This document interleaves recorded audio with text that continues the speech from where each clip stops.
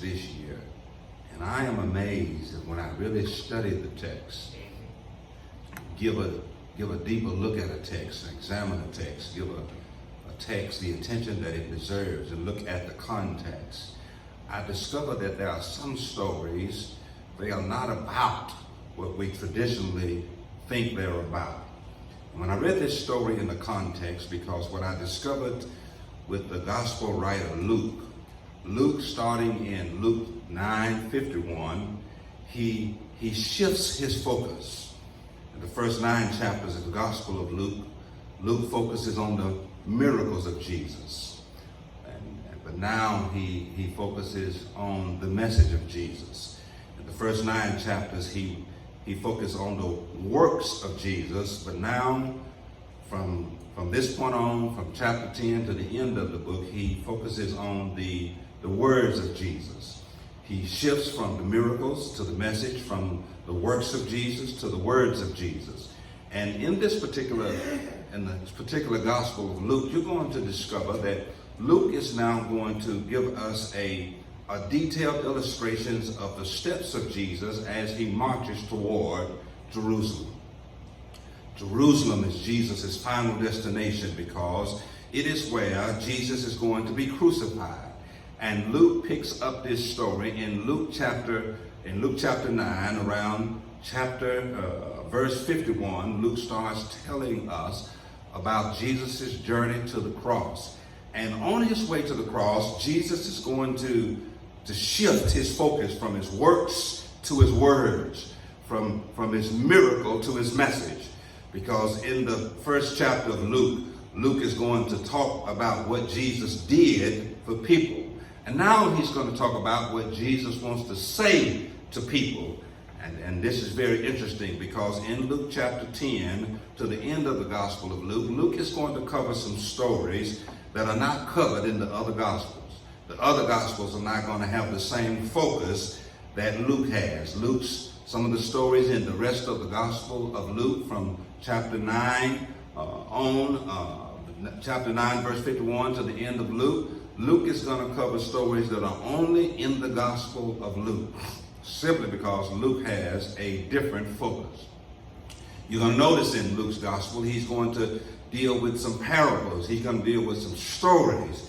And Luke is going to really listen to the words of Jesus as he conversates with those who he is having confrontations with. And Luke's going to cover the confrontations of Jesus, especially in the Gospel of, in this 10th chapter of the Gospel of Luke, because it is going to be an ongoing confrontation. Jesus is going to clash with the Sanhedrin. He's going to clash with the Pharisees. He's going to clash with the scribes. Those are the men who are the custodians of the law. And so Jesus is going to be tested by them, is what this particular text says, because what they want to try to do is they want to try to trip Jesus up. They think they know everything. They think they got it all figured out. And they think they are pretty right. They think that they got it all together. They're going to consider themselves pretty righteous simply because of what they know. They're going to think they got it all together because they do observe the law of Moses. These are not unsaved men that are going to test Jesus in this particular chapter. These are men who think they know it all, that they got it all together.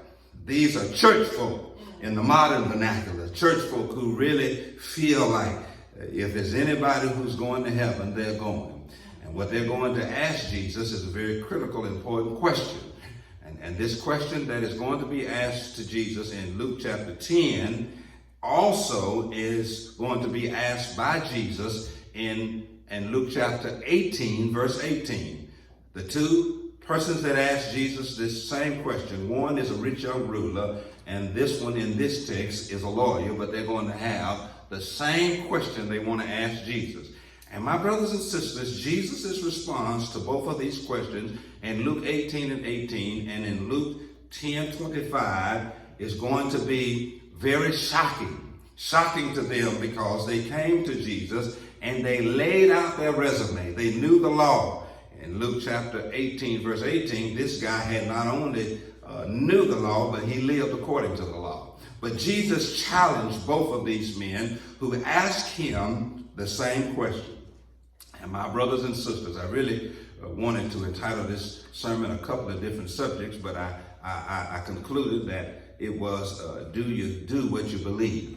And that's really a profound question, because you can act religious, you can know all the religious tenets and the principles of your particular religion. You can come to church and be a faithful church attendee. I mean, you can really know it. But the question is, do you do it? Do you do what you believe? Do you put it into practice? And when it comes down to living what you believe, can you live it out every day in your Christian life? And really, what Jesus confronts in this particular story, and I'm really excited about this, Clyde, because what Jesus confronts in the life of this lawyer is, can you do the thing that is most difficult for you to do? Because this story was about the ethnicity of the person who had been wounded on the road of Jericho. But it's also about the religious privilege and the religious perfection that this lawyer thought he had. And Jesus said to him, can you really do the hard thing? It's easy to do the easy thing as a Christian. It's easy to do what is convenient and doesn't inconvenience you. But the question is, can you do the hard stuff? Can you do what you believe when it's difficult to do? Even when you don't like it, and even when it's not expected of you, because this story is not about the Good Samaritan. And I want to tell you that before I read the text. Now, I know you think it and you've heard it preached and taught before, but this story in this particular chapter, in Luke chapter 10, is not about the Good Samaritan. The story of the Good Samaritan is an illustration that Jesus gives, but this story is about a lawyer who came to Jesus to ask him a question, and he came to ask the question to test Jesus. And I want you to get that. This story is not about the Good Samaritan. The Good Samaritan is a story to illustrate Jesus' answer to the question this lawyer asked. But this question is all about, and the story is about, the lawyer. The lawyer came to Jesus to test him, to ask him a difficult question, to try to trip him up. Now, if you look at this particular story in the Gospel of Matthew and in the Gospel of Mark, you're going to discover that the lawyer asked this question: which is the greatest of all the laws? Which is the most important? Which is the most significant? And that's what Matthew and Luke records, that they heard that question, but Luke heard another question, or a more significant question, and the question was about inheriting eternal life. And my brothers and sisters, both questions are important, but Jesus is going to answer this question in a very unique way, because he's going to challenge the very belief and the belief that this lawyer had, and I'm going to explain it to you as we read this text. It wasn't the right belief, because, and I need to just stop parenthetically and tell you can't believe the wrong thing. That ain't got nothing to do with what the Bible says, but it's what tradition says. It's not what the Bible says. It's neither what the Bible teaches. And what this lawyer believed was not what the Bible said. It wasn't what the law of Moses said, but it is what the Sanhedrin, or the Pharisees, added to the law. Because this particular belief that this lawyer had was not a part of the writings of Moses. It was not a part of the law of Moses, but it was a part of the Shema and the Talmud. These were laws that were added. This is the Pharisees and the scribes putting their interpretation of the law. In other words, they were adding to the law that was already written, because they wanted to give their own understanding and their own interpretation of what the law said. Because now, it is not about social justice, it's not about race. But let me tell you, this lawyer was very prejudiced toward the Samaritan. And Jesus uses this story particularly, and uses this particular group of people who were despised by the Jews, because this would be a monumental demonstration of faith if this Jewish person could stop in this particular place and help this particular person who was in distress. So let me just read a couple of verses but I want to explain this to you. This is not about the Good Samaritan. It is about this lawyer that is mentioned in verse 25, because this is the religious person in the text. The religious person is not the person who is wounded on this road, in this very dangerous stretch of highway, or this very dangerous road. That's not what this story is about. It is about this person who comes to Jesus and asks Jesus this very profound question. And let me read just a couple of verses to you. And it says, "Behold, a certain lawyer stood up to test him, saying, Teacher, what shall I do to inherit eternal life? And he said to him, What is written in the law? What is your reading of it? And so he answered and said, To love the Lord with all thy heart, soul, and strength, and mind, and to love thy neighbor. And he said, You have answered rightly.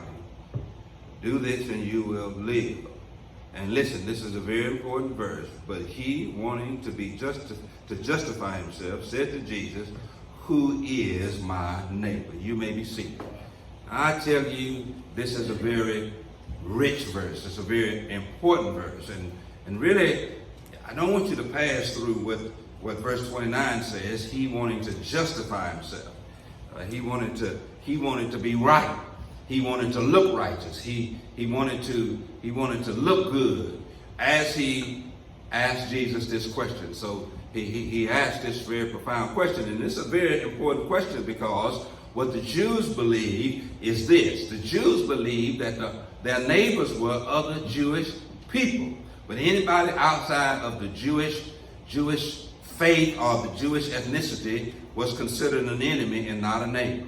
And so if a Jew did something benevolent to another Jew, that was being neighborly, and that was considered your neighbor. But anybody outside of that group, they wouldn't even entertain them, and they didn't consider them neighbors, but they considered them enemies. And I really don't have time to explain to you why the Jews hated the Samaritans so much. But one of the reasons, in a very simple way, is that they were a mixed breed of people. They were a mixed breed between Assyrian and Jewish people, and they despised them. And to be considered a Samaritan was to be despised by the Jews. And so the Jews didn't even consider Samaritans human beings, or didn't consider them to have any dignity, any self-worth. And so he asked Jesus this question, "Who is my neighbor?" And I want to get this to you, and I want to get this over to you. I really want to teach this to you and explain this to you, and I want to really give you a good understanding of you have to do what it is you believe. You got to do it, not just say it. And not even just practice it. You got to put it to practice. You got to really get your faith on the ground and give your faith some feet. So I want to explain this verse to you in a very detailed way. And the question that you need to be asking is, do you do what you believe? And do you believe what is right that is written in the Word of God? And really what I want to ask you is, does your faith have feet? Does your faith have any feet? Does your faith demonstrate any action? Or as James says, do you have any works? Because you're justified by your works, not before God, but before men. People need to see you practicing what it is you believe. And so I want to look at this particular text and teach this. This is very simple, and it's not even that complicated, because now look, folk will want to look very religious and very right. They'll want to justify to make themselves look right and righteous. But my brothers and sisters, the best way to look right and righteous is to bear fruit. Produce something. Demonstrate something. Put some meat on those bones. Don't just believe it. Don't just say it, but do it.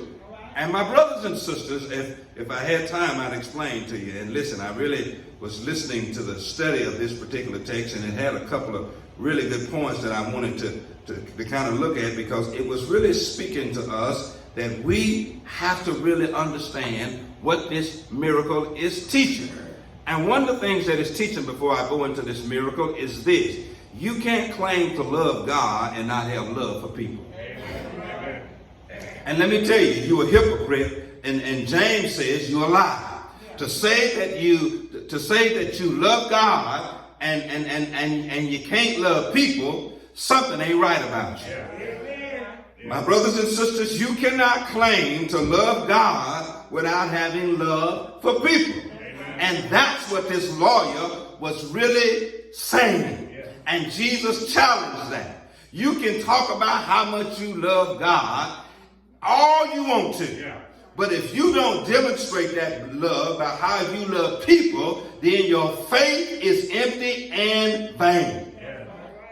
Don't tell me how much you love God and you have a problem loving people. You got to demonstrate your love for God by loving people. And I'm not talking about getting along with everybody. I'm talking about loving everybody. I'm not talking about agreeing with everybody. I'm talking about loving everybody.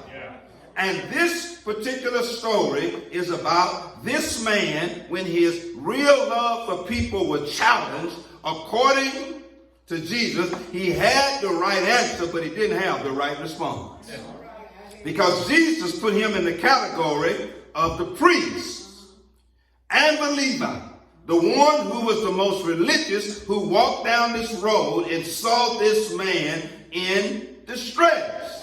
And what these two very religious men did, they passed right by this man who was in distress. On their way to the temple to proclaim their love for God, but they passed an opportunity to demonstrate their love to a man in distress. Do I have any witnesses in here? You got to really see the illustration in this story. And by this standard, Sister Colbert, we have a whole lot of people who are sitting in the church pews who are hypocritical, and they are hypocrites because they will tell you they love God but don't have love for people. That's what this story is about. You can't claim to have this great love and affection and adoration for God, but don't have love for people. I mean, the text says in that James and text, it says, how can you say you love God but hate man? God you never seen, people you see every day. You should be able to love physical and visual people that you see, tangible matter and people, and you should be able to see them and love them to demonstrate your love for an invisible God who is real. You cannot claim to have this great love for God without having love for people. How do you demonstrate love for God? By loving people. And listen, I just really want to add this one to you. It's really, listen, you can't demonstrate your love for people and you demonstrate your love for God until your love is challenged and you have to do something hard. That's what Jesus is teaching. Because listen, these two religious people, the priest and the Levite, were on their way to the temple. And it would have been convenient if they really would have loved people to stop to help this man. But because they were so religious, on their way to church, past the man in distress, it became inconvenient. They weren't willing to do that which was hard. They weren't willing to sacrifice. They weren't willing to get involved. They weren't willing to help a man that was down on his luck. And listen, he wasn't down on his luck because of anything he did. If you read the story, you will discover that he fell among thieves down this particular road. And if I had time, I'd explain to you that this is the very same road when David says, I go to the valley of the shadow of death. This was the same road. It was a dangerous road. It was a road that not many travelers traveled. And if they did travel this particular road, they went in groups, because to go as an individual, you would probably be mugged and robbed. You would fall among thieves. In other words, there were people there, and the reason why they were in this particular valley, in this particular part of the country, they would literally rob people. And so this man's misfortune wasn't his fault, but it was the fault of other people. But when these two very religious men saw them, they walked right by them. the priest, and I love the commentator that gave me this observation, that the priest didn't stop because he thought the man was dead, and if he went over and touched the dead body, he would be considered ceremoniously unclean, and he was not willing to sacrifice his religious practice in order to help a man in distress, because a priest could not touch a dead body, because if he did, he would be considered unclean. And listen, our imagination suggests if he didn't help the man, he should have went and got somebody to help the man. Yeah. But he went right on to the church, Yeah. went right on to the temple, and passed by this man, and was unwilling to be involved, unwilling to be inconvenienced. And listen, that's one of the lessons of this particular story. And listen, the second illustration that I wanted to give you a lesson from this particular story is loving your neighbor demonstrates your love for God.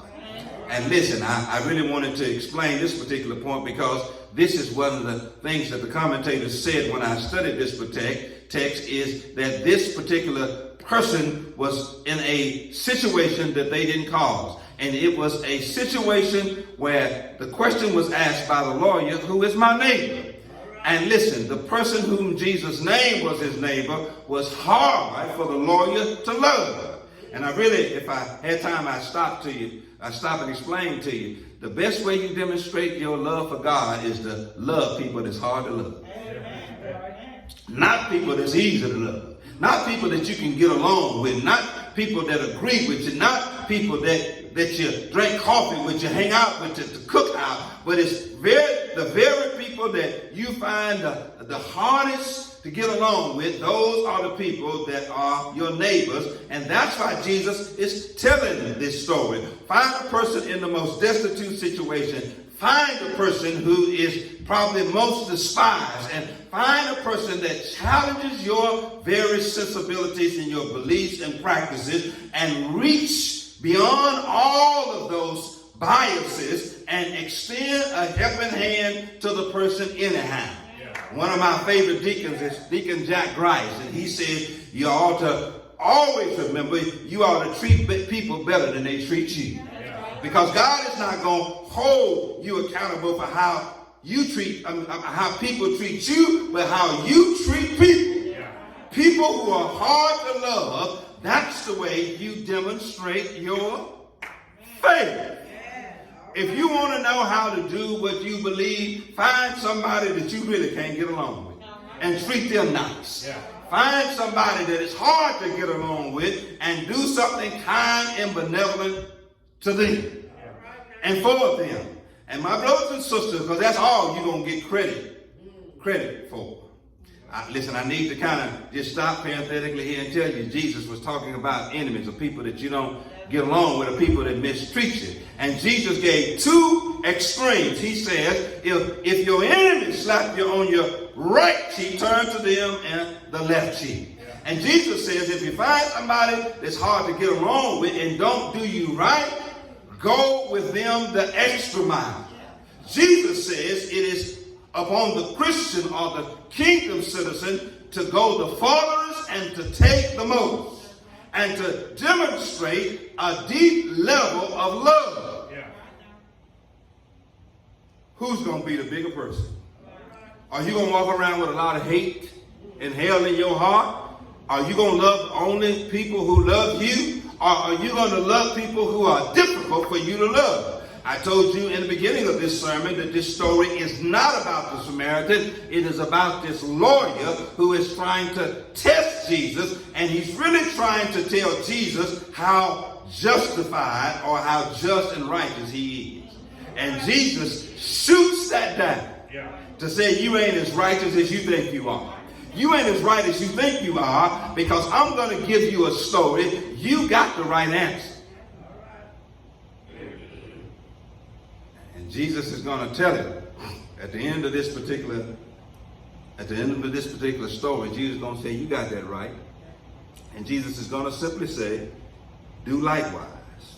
That's what he's going to say in verse 37. Jesus is going to simply say, go and do likewise. But one of the illustrations that I really wanted to give attention to is that every commentator says that this story ended just like it did in Luke 18:18 with the rich young ruler. We don't know how either man responded.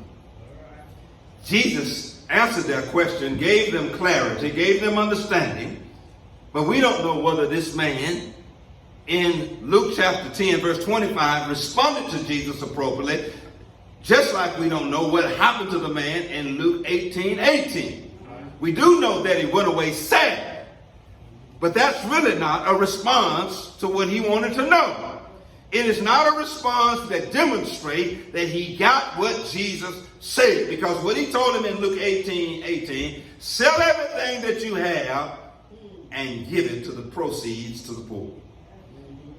We don't know whether that man responded. We know that he went away sad.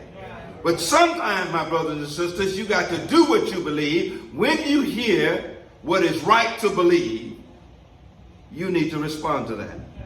So let me give you just a little bit of this story, and I'm going to go to my seat. But I'm telling you, it's very important that you get. This story is about the lawyer and not about the Good Samaritan. The Good Samaritan is a good demonstration of how a good Christian ought to act in a situation like this. And I need to tell you that God will create situations. God will allow you to encounter situations that will challenge your faith. It will put your faith under the microscope so you can live what it is you believe. So, and really, I can really get technical, because what I've learned to do is to really read the story the way it's written. And if you read the story the way it's written, it's a whole lot of nuances in there that you can take from this story, because all three of the men who were walking down this particular road, none of them expected to run into this situation. None of them expected to run into this situation. It was common that what happened to this man who fell among thieves would happen. But none of them woke up that morning expecting to run into this situation, but all of them did. They unexpectedly ran into this situation, and what Jesus is really going to talk about, Judge, is their response to the same situation. Three different men run into the same situation, and all of them see the same thing. That's really the lesson that Jesus is going to teach. And I really need to tell you this, as I pause parenthetically and talk a little bit about this. It's all about your response. That's what's going to be put under the microscope. That's what's going to be put into the fire. And that Hebrew text says our works are going to be put into the fire to determine whether they were good or bad. That's what's going to be tested by God. How do you respond when you see a situation like Jesus demonstrates and tells about in this story? Some of us, we just do like the priest. We ignore it. We act like we don't see it. We see it, but we don't see it. Yeah. And some of us act like the Levi. We look over, but we turn back to looking forward and keep on traveling. But this Good Samaritan, his response got Jesus' attention, and from his response, Jesus teaches some very important and practical lessons.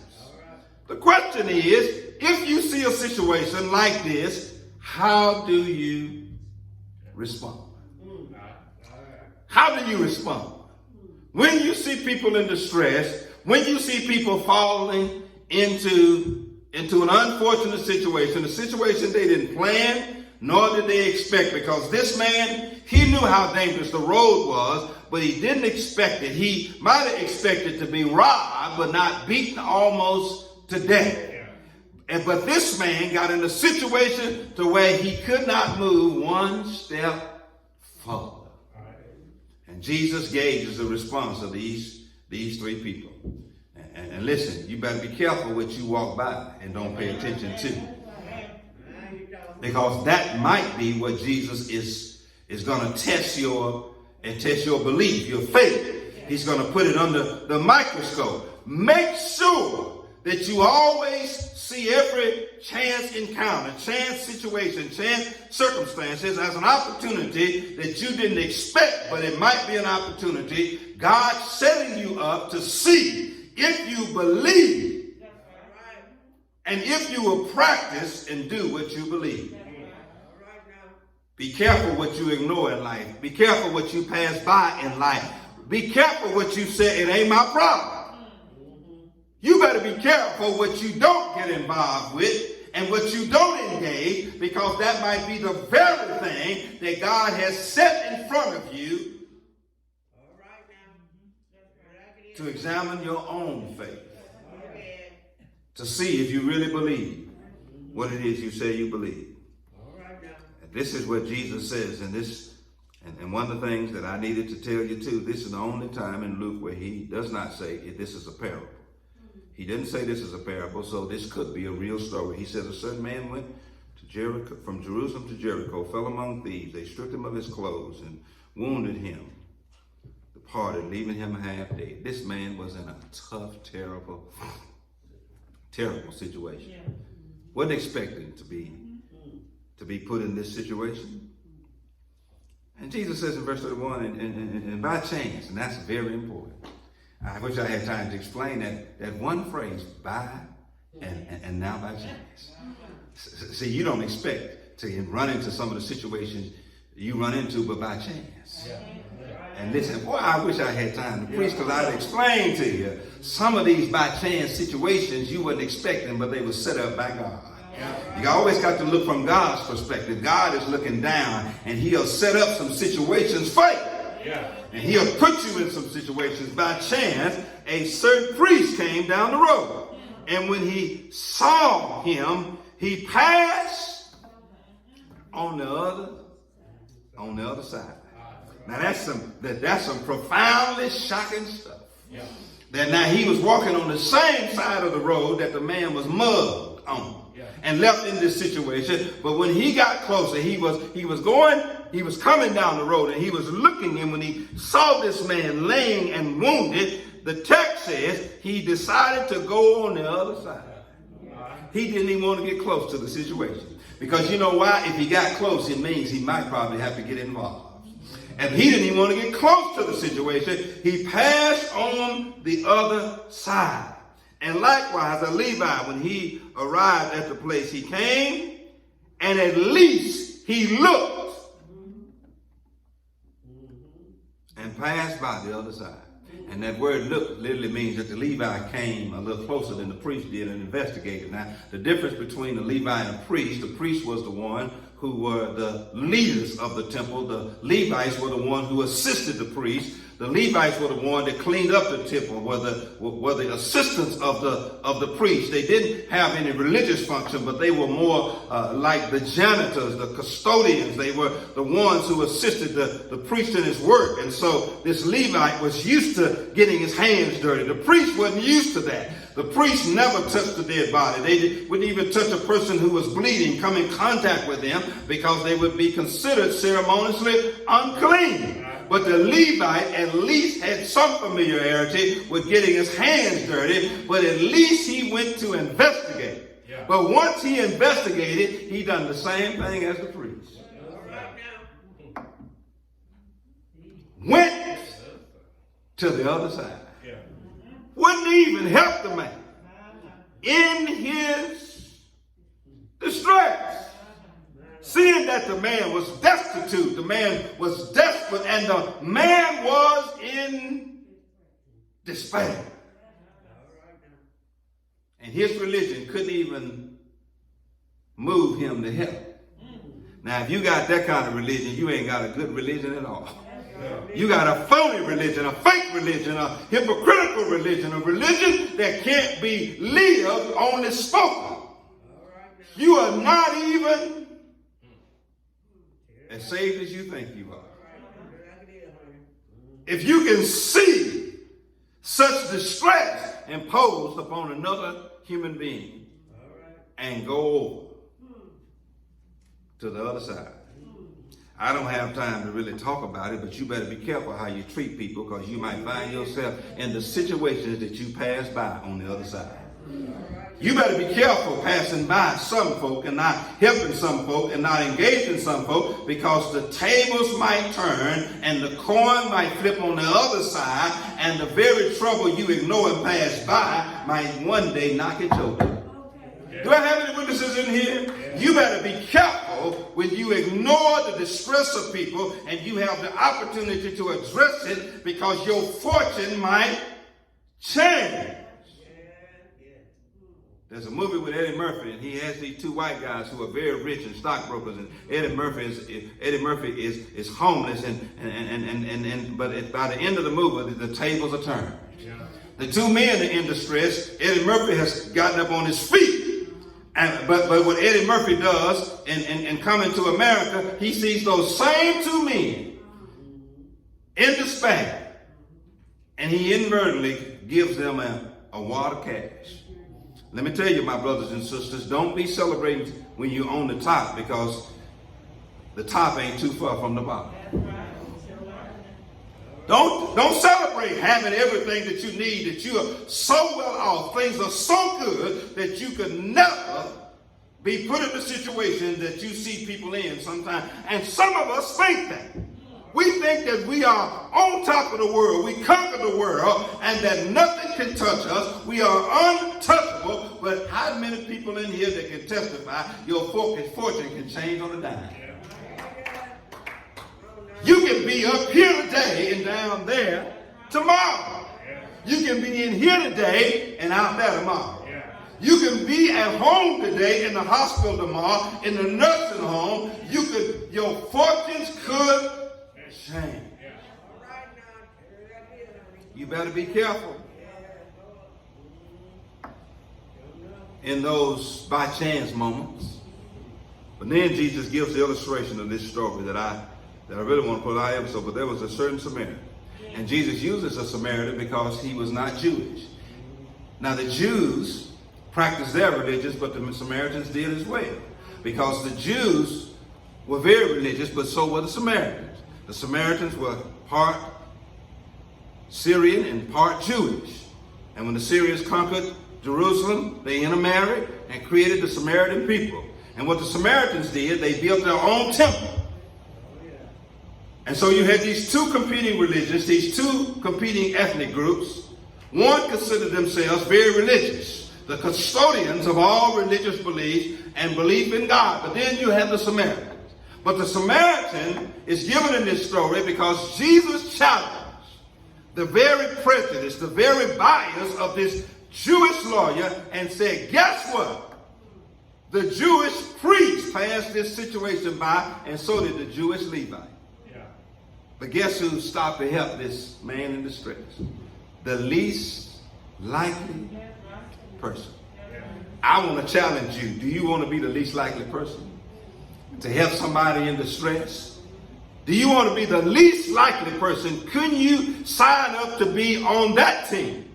The least likely person to do a kind, benevolent act. The least likely person to lay down all of your religious beliefs, religious practice, your religious arrogance, religious pride, and be the most unlikely person. In other words, you do something for people and you will be the last person we expect to do such a kind thing. Yeah.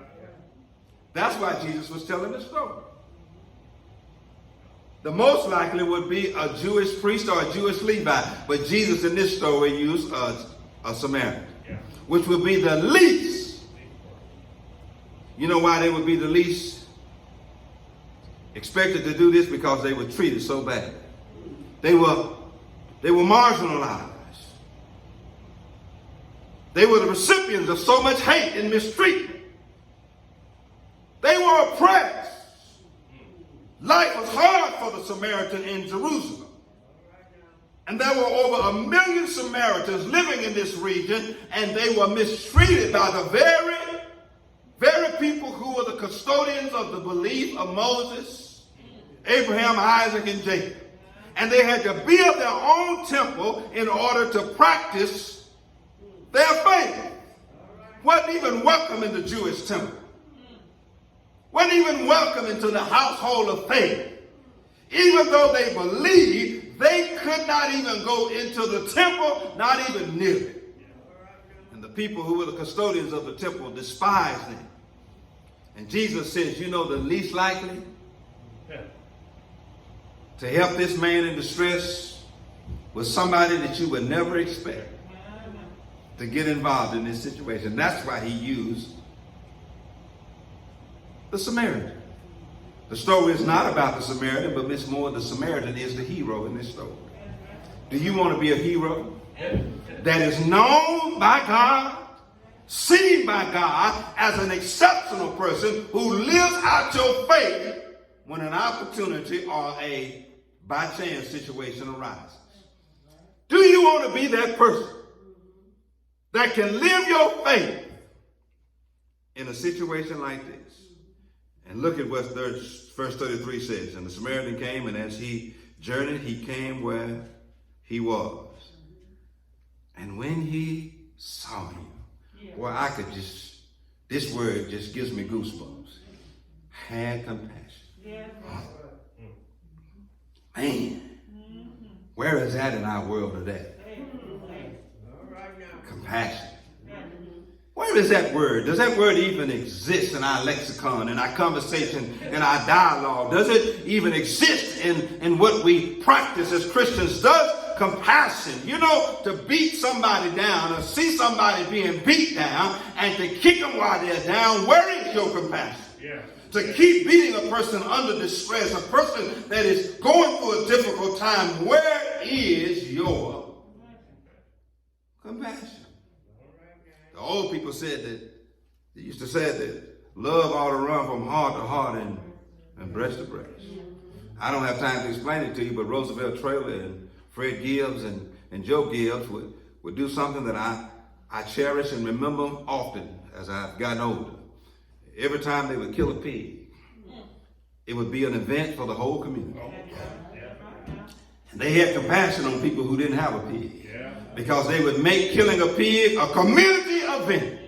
It was one of the only times the whole community came to the McAllister Farm where my grandfather was a sharecropper, and everybody in the community would come, and Fred Gibbs would go up and shoot the pig, and they would slaughter it, drain its blood, and they would cook cracklings and put its head on an old cow rim, and then they would start splitting up that pig, and everybody in that community would get a piece. You know why? Because they had compassion for the less fortunate, the people who couldn't afford. They had compassion. I remember when my grandfather had a stroke, and the crops wasn't being harvested because we didn't know what to do. We just followed his lead. And I remember the whole community coming to get in pawpaws, peas, and corn.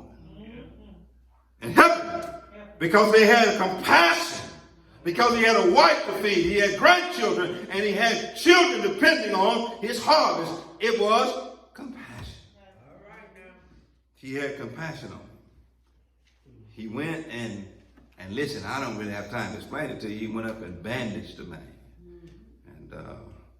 And he poured oil and wine. Now you got to, I don't have time though, but I can explain to you.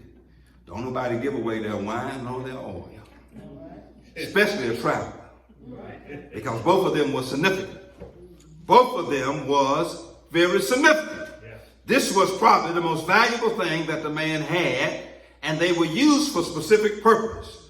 The wine was used as an antiseptic, and it literally caused the wounds to heal and to keep them from getting infected. But what the oil did, it soothed the pain. And this man took his very expensive wine and his precious oil and used it for somebody else. And then let me tell you something else he did that's unselfish. You thinking about his wine, which was very expensive, the oil that he used to help this man heal his wounds, but help this man not to be in so much pain. He took the beast he was riding and put the man on the beast. And brought him to an inn. And listen, this is one of the things the commentator said, that I need you to get this if you don't get that. And he took care of it. Look at what the end of verse 34 says. He took care of it. Now, what this man didn't do, and commentators wanted me to really explain this to you, he didn't take the man to the inn and drop him off and go check into another room, but he dropped him off and went into the room with him and took care of him all night long. And he did not leave the care of this man to other people. And we know this man was a man of significant wealth because of what he left at the hotel when he checked out, 2 denarii. And that was a lot of money, a whole lot of money, because he said to the innkeeper, you take care of this man. I got to get on my way. But whatever it costs, spend it. And then this is what he said. And if the 2 denarii ain't enough, when I come back into town, whatever the balance is, it'll come out of my pocket. I'm telling you what this man did. It was a great sacrifice. A great illustration. And Jesus says, this is what the lesson is. And this is what the question was. And I love that Jesus answered the question with a question, because he said in verse 36, so which of these 3 do you think? And you need to understand, this is one of the commentators want me to tell you, the word neighbor is really not what the text is teaching. But the word literally means, Jesus asked the question, which 3 of these men were neighborly? Because that's what he wants to really demonstrate. Because the man asked, who is your neighbor? Jesus told him, the person in distress, the person least likely to be helped by this Jewish priest and this Jewish Levite. And Jesus asked the question, of the 3 men that I gave you in this story, which one of these men were neighborly to this man who was their neighbor? Not like them, not from their religion, not from their ethnic or racial group. Which one of these men were neighborly? That's the question that Jesus asked this morning. Because that's really was the test. He was really not asking Jesus, who is your neighbor? He was really asking Jesus what it means to be neighborly. Yeah. And Jesus answers his question. Which one of these men? Which one do you think was neighborly to him? Kind to him? Saw him as a neighbor, saw him as somebody to help. And the man had the right answer, because he said in verse 37, he who showed mercy to him. Oh, my brothers and sisters, this raises up a dilemma and a question. And that is when you know what's right to do, but don't do it. When you know the right answers, give the right response, but don't do the right thing. That's what some of us are going to stand in judgment about. You knew what was right to do. You knew the right response. You knew the right answer. You knew the right thing that was expected of you as a Christian, but you did not do it.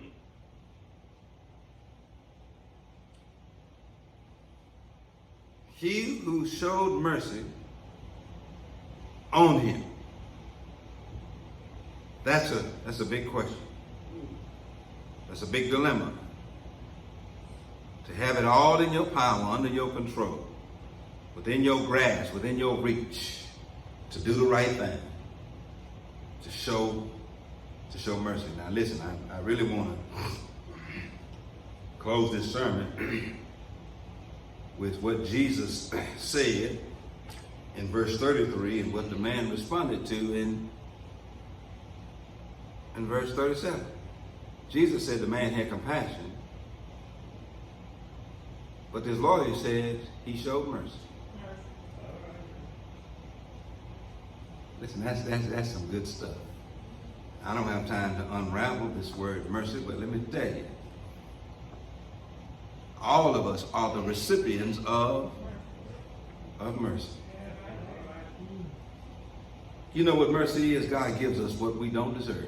Amen. And so not what we hadn't earned.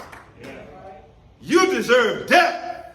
You deserve the wrath of God. You deserve everything that's coming to you, everything that's bad, everything that is evil, everything that is unfortunate, every trouble, every distress, every tribulation. That's what you deserve.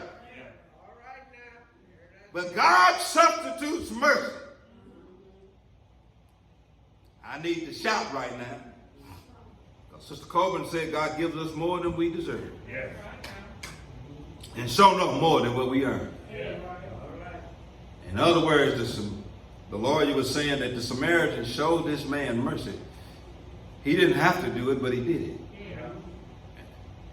And the man who fell among thieves couldn't do anything for him in return, but say thank you. But he wasn't in a condition to even do that.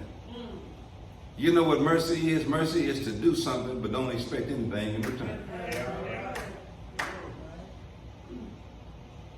And I'm not saying that you're not going to get anything in return. Because let me tell you what that Philippian text says. When Paul starts thanking the Philippians for their contribution, their work of benevolence toward him, taking up an offering for him to minister to the churches of Macedonia. Let me tell you what Paul says. Paul says, I can do all things through Christ that strengthens me. It's not that I needed something, wanted something, asked you for something, because I've learned to be content in whatever state that I'm in. I've learned to be rich. I've been poor. I've been in distress. I've lived in poverty, but because you gave. Not because I wanted you to, not because I asked you to, but because you did. He says, and God shall supply all of your needs according to his riches. I'm telling you, you don't want nothing in return, but God ain't going to let you do what you do when it's right to do what you ought to do and not let you get anything in return. In other words, God's going to pay you, and he's going to pay you more than what you give. Listen, I don't want, I told you last week about imagination suggests. If this Samaritan, whoever he is, his family's still living good today. Because of this one act of benevolence. Because let me tell you something, God's blessings might be delayed but never denied. And God always pays his debts. And whenever you do what is right, whenever you do what is expected and required, God will pay. And Jesus said to him, go and do likewise. Go and do likewise. And Jesus really wasn't saying in this text, he wasn't saying to the man, go find a situation you can get involved with. And if you go and find a situation you can get involved with, then you put your faith to practice. You start doing what you believe. Because see, he didn't have to worry about going to find a situation. The situation would find him. He passed by a situation. He would by chance run into a situation to where he could really demonstrate just how much he loved God by how he loved people, every head bowed and every eye closed. This is a demonstration of a man putting into practice what he believes. Because you can have everything. You can have all the nuances of Christianity. You can come to faith in Jesus Christ. You can trust him as your Savior.